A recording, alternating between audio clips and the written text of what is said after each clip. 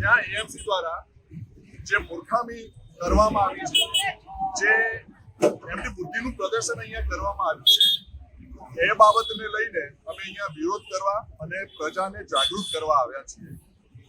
હમણાં જ મારી કોઈ એક સાહેબ સાથે વાત થઈ કે મ્યુનિસિપાલિટીના જે કમિશનર હોય એ આઈએએસ ઓફિસર હોય છે, સૌથી બુદ્ધિશાળી હોય છે. એ પોતાની કલેક્ટરશીપ પૂરી કરી અને પછી એમને આ પોસ્ટ મળી હોય છે.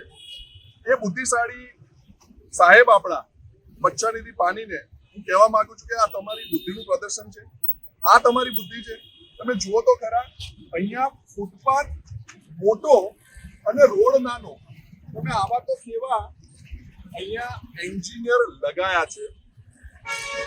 આવી મૂર્ખામીમાંથી બહાર નીકળવા માટે અમારી જેવી પ્રજાએ જાગૃત થઈ અને આવો હલ્લાબોલ કરવો પડે છે. બાકીની વિગત અમારા ઉપપ્રમુખ અલ્પેશભાઈ સોલંકી કહેશે.